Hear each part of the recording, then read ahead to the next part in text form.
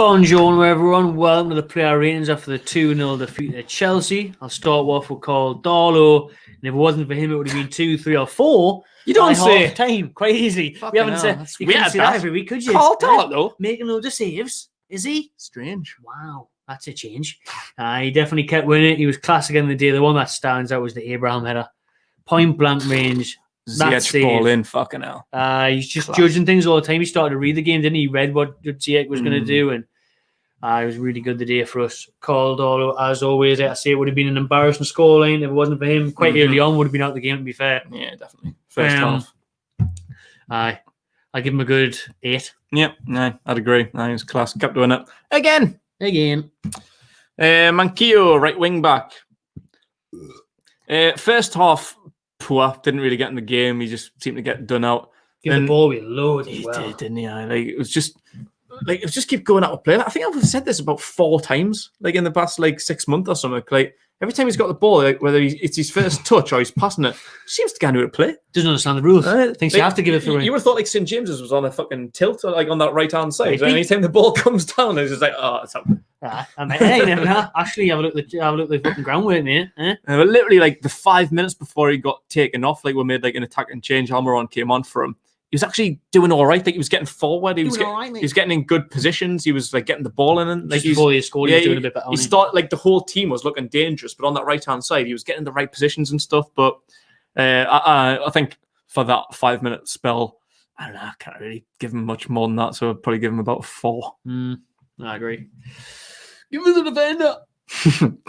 I'm gone. Fernandez, the day he didn't get a call, unfortunately. Had the Sky Bet special on it. We get booked after half time. You let us down, Federico. And I think that he wasn't up to standards the day. I think it was too easy for Chelsea.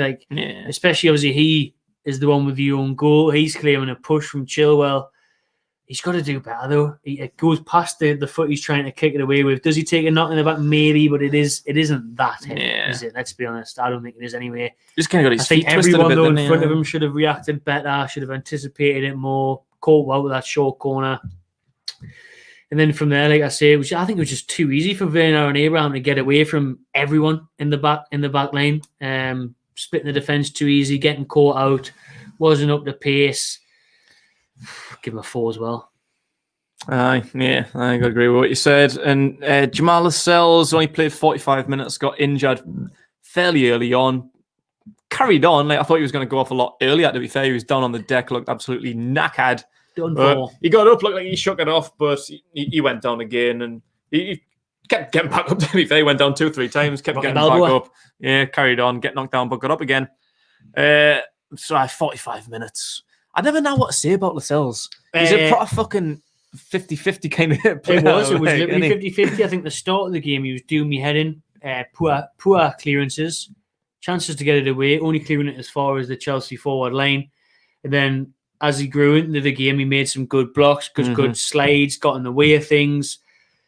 So it was literally 50-50, to be fair. Yeah, so I tried to battle on with that knee injury, but forced off. Yeah, so a bit of a 50-50 performance for 45 minutes. Got injured, but carried on. Appreciate his determination. That's good captaincy, really. But he's probably going to have a 4 as well. Backline, all 4s. Ciaran Clark, where was he today? Every time he comes in, he impresses with, doesn't he? Nah, he normally does. I wasn't even against him. I put him on to even nick a bullet out. But the day, it's absent, wasn't he? I actually can't even really remember him getting in the game, to be honest. No. Ghost, Snapchat. 2. Left wing back Jamal Lewis, probably for the second, maybe third week in a row, probably the best out of the back 5. Other than when Jacob Murphy's been there, he's getting into it now.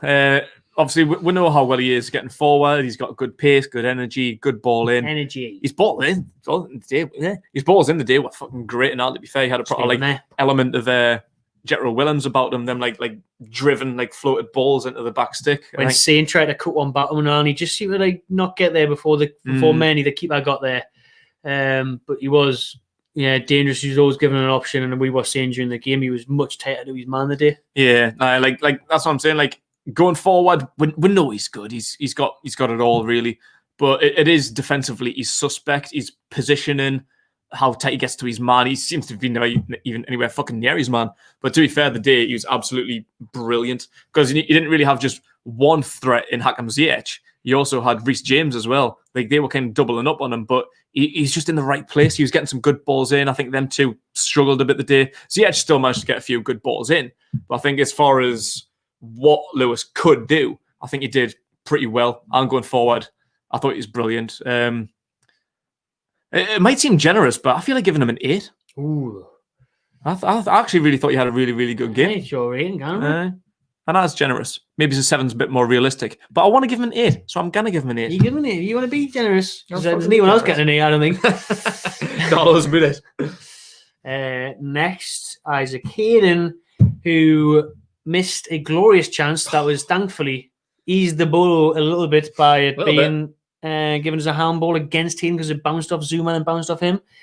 So, I mean, if that had have stood and he put it over the bar from the penalty spot, wow. Jesus Christ. Watched the live, watched long for the reaction. Could not believe it that he put that over the bar. Just, he's got to be scoring from there. No matter what level you're at, no matter what ability you are, no matter what position you play, put that ball in the back of the net from that. Even he didn't get on target. No. You can't even see it sit off Mendy's nose.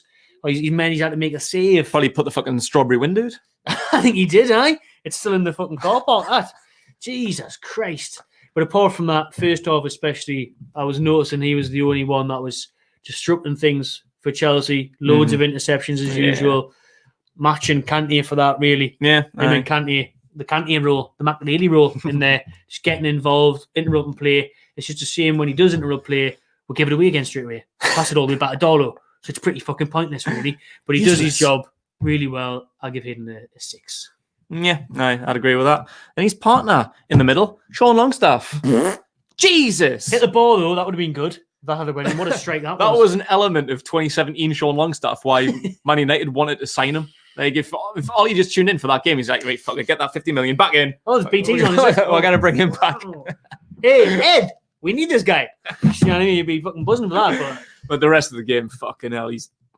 How long have we been saying his delivery's fucking shit? For how good it was in, 2017, we were saying he's, the next, Michael Carrick. Yeah. His passing was outstanding. His range was brilliant for about a year and a half. I don't think I've fucking seen him put in a good cross. He made a corner in the first half. Most of them were getting short and all, which is fucking annoying. I hate short corners. But one time we actually did try and put one in. He didn't even fucking beat the first man. No. I think it was in two minds whether to put in a long ball or a short corner. It was in between. So frustrating. Really, really annoying. Just disappointing me because we'll want the Geordies to do so well. His brother as well. We want Andy Carroll. Does anybody know where Matty is? We'll just want everyone to do so well, and Sean is just so fucking frustrating. I bet Man United's out of the moon they didn't make that signing because what a fucking waste of money that would be. They've been spunging a lot of money in the last few years. That would have been the biggest one of all. Yeah, they got McTominay there. It was just as good, really. That would have been the fucking worst signing they've probably ever made. 3. Yeah. Jacob Murphy. Really good. Really good. Again, played in an advanced role. Didn't quite see enough of him in the first half, as we didn't with anyone, really. But when he gets on the ball, he's one of the ones that actually looks up and tries to make things happen. He takes players on. He runs with it. He doesn't just look, Karl, are you free? Of course you are. There you are, mate. I'm on the edge of the box. Should I shoot? Should I put a cross in? Nah. Karl Darlow. Darlow's giving us the wink again. Do you know what I mean? He's open. At least he's taking players on, drawing fouls. He gets to the area, though, when there's no one there. There's no one in the box. He headed it down to the penalty spot. One moment, no one there for a shot. That just sums Newcastle up going forward, really. He tries to make things happen. He looks dangerous now and again. I think he's pretty good. Yeah, doing all he can really in that sense. I give him a good 6. Yeah, even on 7, I give him a 6 though. Yeah, he has been impressive in every game he came in. The first game was at Wolves when we didn't know what fucking formation we were playing. Yeah. Jacob Murphy wing back, really. I think every game he's been absolutely class. To be fair, I think he was brilliant throughout pre-season. I was happy he got a squad spot ahead of Christian Atsu. That's one thing I would have done. Well done, Brucey, for saying that. Christian Atsu, did he? He's fucking shit. To be fair, he has been a surprise inclusion. I thought he would just be bordering on the edge of the squad, not really getting much game time. But fair play, he's coming and he's taken every opportunity he's had so far. Well, Danny Welbeck starting for Brighton. Fucking hell. Came on for his goal. Allan Saint-Maximin. Saint-Maximin. Disappointing Still again for me. Aye. Yeah, since he's changed his contract. Shadow. Yeah, but like we said before in the live stream, the last few games, last 3-4 games in the weird formation that Brucey's been playing, he's been playing Saint-Maximin up top, which of course he's been isolated, not involved in the game. As well, best player, most creative player, most exciting on the ball. He's just been drawn out of the game. He's just not being able to have a sniff. We've been dying to get him back on the wing. Today, he got on the wing, and I just didn't really get involved in the game. There was 1 or 2 brief moments where we're like, fucking go on, son. Like we know what you can do it. And it was just a bit naff, really, on it. Just naff. Nah, I just didn't really get into the game as much as we would have liked. He got took off. I think it was the last change off, which at first I was raging about. You never want to see Saint-Maximin come off, but you think it was his poor cross that led to Chelsea getting the second. Yeah, as it well. was like it's just sloppy in it. Some of he's passing or crossing or shooting, whatever he chooses to do. It's kind of like half-assed. It's just not really there. Look like he's got that hunger that he had. Yeah, like before his contract, you know what I mean? Like after the Burnley game when he got a new contract. It's all gone. I don't know what's going on with him. I don't know. Maybe he's still pissed off that he has been getting put out of position, but like you say, he was in his preferred role of the day. I don't know. Obviously, we love Saint-Maximin. We need him back to his best, especially when the likes of Wilson's not there because we've got no other outlet, especially when Almiron's jet lagged. So there's talk though of maybe he's next week dropping him for Ryan Fraser if he's fit. I think if Ryan Fraser is fully fit, I think he's a starting 11 player regardless whether you play Fraser and Maxi on either flank. I think that would be really, really good. I'm dying to see that. Miggy in the middle, Wilson up top. Lovely. Take notice, Steve Bruce. Mm-hmm. But you're watching Stevie. I don't know. I don't really think you can drop Murphy at the minute. So maybe I would drop Saint-Maximin and kind of like give him a kick up the arse. Kind of what we used to do like Jose Perez. Yeah, I think like Jose Perez would go through moments where he would be absolutely shit. You get dropped for like a game and a half, then come on and score a winner. So you're telling me Saint-Maximin's going to get dropped for Palace and the next week he's going to come on and do this? Maybe. I think it's the right thing. I think it could be the right thing to do. I really do, because I think he's comfortable, isn't he? He's too comfortable. Yeah. He's too comfortable. He's still my best player. Up the arse. Yeah. It's like me at work, I'll take the piss, I'll sky. If someone tells us off, I might do a bit of work for a good hour.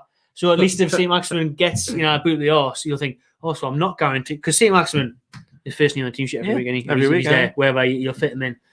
So he needs that. I think it could be a good idea. Give him a kick of the arse. Yeah, it could go one way or another. I could Murphy doesn't deserve to be dropped. So no, he doesn't. No, I could go in a strop and be like, oh fuck you. Yeah. That's what we need to play, like, especially Crystal Palace. Like, they're not a great team. Like, you look at like Chelsea and that. All right, 5 at the backs maybe is a good idea because of how good they are up front. But Crystal Palace, really, are we going to play? Are we going to play 5 at the back against Crystal Palace? 4-2-3-1. That is our best formation on paper with Wilson up front, Saint-Maximin, Almirón, Fraser behind him, a couple of centre mids, Hayden, Shelvey, flat back 4. That's the way to go forward, in my opinion. And Saint-Maximin's just fucking pissed me off at the minute, so I'll give him a 4. Joey up top. That me? Yeah. Yep. What did you give Saint-Maximin? 4? 4. I agree. I thought Joelinton did all right. The day and that was the worrying thing for me with Joelinton is he's in the number 9 role of the day and he's not in the box enough. He's not there in the right place at the right time. We'll see how much of an influence Wilson is to make those runs to the front post to beat his man. But what I like about Joelinton, his strength was really good today. Held the ball up really well. Turned really well. Comfortable on the ball. Composed on the ball. Dribbling's very good. Laying it off. Building up play. But he had the shot as well. Like, I thought it was a good opportunity, but then you made the point of it. It does look like it sits up. And at the same time, that is difficult to control when it's bouncing out. You think the way he's took it, if he puts his laces through it set up better for the half volley. But he's trying to curl it, so it does make it more difficult. Curl it on the bounce, and it's a hard skill. And it was only just over. It wasn't like it was a Roar's head. It wasn't Isaac Hayden. It wasn't an Hayden. It wasn't a Strawberry. So I don't know. I think Joelinton on the day was good. Like I say, he did his job. He's not going to be that goal scorer, so don't rate him on that. Unfortunately. But he did okay. I'll give him a 6. Yeah, I'd agree. Start on the subs, 45 minutes, half time. Lascelles came off for Fabian Schär. God. Fuck me. I know you'd get on money. I've taken them off the other day, Sean Longstaff and Fabian Schär, pretty much exactly. Got enough stretches it, isn't it? And, So exactly what I said about Sean Longstaff, player of the year for us, 17, 18. Since then, where's he been? Are you there, Fabian? where are you, Fab? Where the fuck you been? Not so Fab anymore, are you? You fucking shit. Got that man bun now. Dog shit. No, he needs to get rid of that bun. He needs to get rid of the man bun. He needs to get rid of his fucking attitude. Uninterested. Going through the motions. Half-assed, Doesn't give a fuck anymore. We're talking with Saint-Maximin getting his contract and changing. He got his player of the year one, fucked off back to Switzerland. Oh, they may have. I've came what I came here to do. I'll swap with my iRobot twin because I don't know who the fuck this is, but it's not the show that we filmed with. Goodness me, he's wank. He gets caught out so much. Yes, the way he got caught out there, the way he got caught out for the second goal. It's so obvious to go towards him and not let him play through Werner. Yeah. Werner's going to play through Abraham all day long. Yeah. This is my rating. Take it away, man. Shout out CBD life, mate. Hey, pretty much said it out. Just really, really disappointed in Fabian Schär. Really wank. Just big, massive pile of wank. One. Miguel Almirón. Jet lagged. So, you know, how can we rate someone who's jet lagged? Definitely not good enough to play like when you're definitely not good enough to start. I mean, you only came on for 25 minutes and was the shortest play on the pitch. Definitely man of the match. Including Chelsea players. Supposedly jet lagged. Got back at 11 p.m. last night from Paraguay in a game that he didn't play, by the way. Was suspended, so he couldn't play the last game for Paraguay. Came back at 11 o'clock last night, had a nice night's sleep. Like, why though? Because he was jet lagged to start. He was meant to come back on like Tuesday or something, but he thought, oh no. I'll sit and play with my Paraguay teammates instead of come back to my club who actually pay me wages. Well, I've got the Benz and then I'll probably miss the Chelsea game. All right, neighbour. That's a bit of a weird one. Like, why didn't Brucey get your fucking ass back here so you can play on Saturday? Got a bit of a big game on Saturday, Miggy, if you don't mind. We'll just stay in Paraguay for absolutely no reason for the next few days. Come back, be tired, not playing the Chelsea game. All right, how are you, Bruce? Well, he was on FaceTime. His missus, one of the Bens were crying in the background. And he thought, by the way, the gaffer says I've got to stay, darling. Must stay. The friendly, big friendly though. It's a must stay. I've got to stay. But you're not even. I know I'm not, but I'm here for the support. I'm ball boy. Gaffer says I've got to stay, darling. I can't come home, unfortunately. There's no more ball boys because of Corona, so I've got to stay. So I mean, he was really good when he came on. Immediately, nice dummy through to Joelinton. Pacey on the ball, head up, accelerating, looking to make things happen. Even tracking back as always. I hope his agent's not right. He doesn't want to stay. Playing further forward. Start him every week. Didn't blame him. Really good player. No, you can't blame him. I give him a good 6 when he came on. Yeah, I thought he was probably literally one of our best players. He really was. He was actually good class. Like at the back as well, winning the ball. Strong as well. Like, how many times do we say that? He's strong on the ball for being a little fucking midget. Like, he's absolutely class. He did everything the day. It's just a shame that we didn't see him earlier. Like we said, though, I mean, I said it in the review and the watch along. He's a professional footballer. The commentator's like, "Ooh, I'm not sure about bringing him on. He's just a little bit tired." 70th minute, not sure about bringing him on. Came back a 10-hour flight last night. 10-hour flight. He's came back from South America. Like we said, in a game he hasn't played, and he's not fit enough to play 20 minutes. He's a professional footballer. And he's doing this day in, day out, week in, week out. He kind of play. It's like I said, it's not like us coming back from Magaluf. We're coming back from Maga full of pills and beer after a week bender. Not that we'll do that anyway. But after a week bender abroad, he hasn't been to Malia. He's not coming back on a come down flight. He's coming back as if we're not being asked to play against Zuma. We came back from a week in Ibiza. How can't Almirón come on? He came on, showed that he could have played. He was sharp. He was aggressive. He was attacking. Start them. Just pop a couple of Pro Plus, a little bit of Paraguay's finest, and then you'll be fucking Harry. You know what I mean? Actually, that may be the secret. Maybe, no, just on the bench.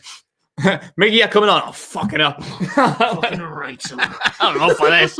I'm up for this now. Get me out there, Brucey. K2. Andy Carroll, last change. K2. K what? Oh, Carroll, man.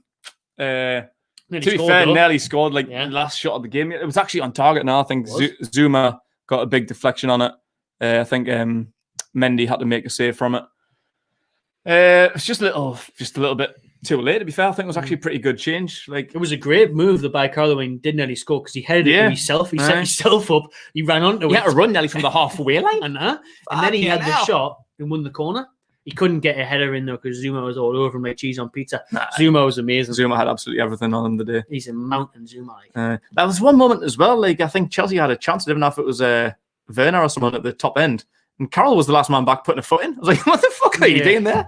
He's absolutely everywhere on the pitch when he plays. That's like the quite annoying thing, though. That's the difference with Callum Wilson. Like we said before, like what he knew the box. Yeah, like I think when we're talking about Manquillo or whatever, if someone's like whipping a ball in, if it's Joelinton or Andy Carroll, they're never in the right position because they're playing fucking centre back. Exactly. Yeah. Like Wilson knows where to be at the right time. That's why he's so important. That is under Bruce, though. It's the same. We just mentioned Almiron's work rate and tracking back, but as a number 10 as a winger, should he really be doing that? Exactly. Well, I'll finish this one off and just give him a slap bang in the middle 5. I thought he was okay, to be fair. And as you mentioned, Steve Bruce will finish it off for it, yeah. Too much respect shown at the start. I'm glad it was a 5-2-3 instead of a 5-3-1-1 that I've been playing, because it helps the forward line not being so isolated.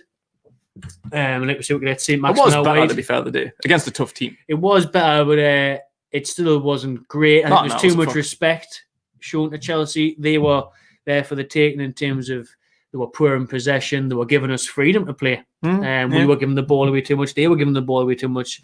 We didn't create enough. But then the start of the second half, we did come out better, and we did look like we were pushing for the equaliser until they went up the other end and got it. But I think Bruce, for me, I don't know. He's seen his interview afterwards as well, and he looks delighted with the 2-0. He's buzzing. And like I say, when Carroll nearly had that chance at the end, he nearly scored. Bruce was like, we nearly lost 2-1. We nearly got a goal back for absolutely no reason. We still got 0 points, Steve. And the thing is, as well, that moment when we had 8% possession and we had about 27 overall, Brucey ball, mate, fucking shite. I quite respected the change in formation, though. Like, I know there were a few people out. Probably the right thing to do, leaving Wilson out if he wasn't fully fit. It was. I think you mentioned before, I think it was like the pre-match interview, like why we left him out. It's like it's better to leave him out of this game instead of play him, worsen the injury and have him out for the next 6 weeks. Like, yeah, all right, fair play. Put Joelinton on up front, who I thought had a pretty good game. It was the formation that I thought was better. Like I think you said, like it allowed it to attack a bit more. It wasn't as isolated, like playing like Wilson and Maxi up front, just stand doing fuck all. I thought we were actually decent getting forward. Like Chelsea did give a bit more. I think if that was like a different team, if it wasn't like they were good at the back. Zuma was probably man of the match today.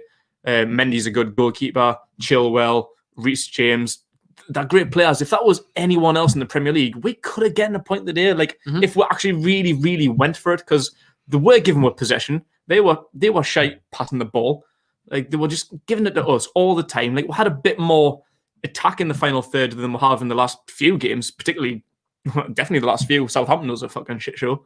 So like if that was any other team, if they weren't as good defensively, Kurt Zuma especially, but really could have got 3 points today, to be fair, you know. I've seen like a lot of comments in the first half saying how shit it is, people tuning out after the first 20 minutes. I don't think it was as bad as all that. Like Chelsea are a very, very good team. Yeah, Joey Rick painting fences after 10 minutes.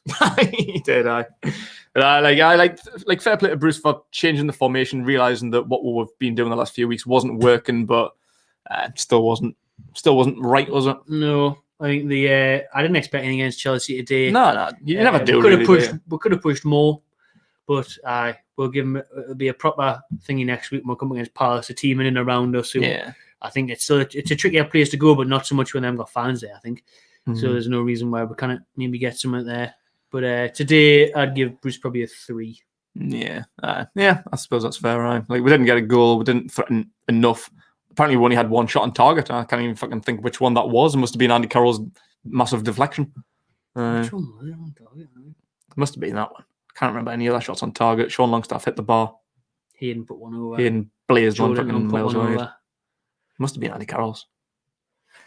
Anywho, let us know in the comments below your player ratings. Rate Brucey as well. Subscribe to the Magpie Channel TV and enjoy yourself.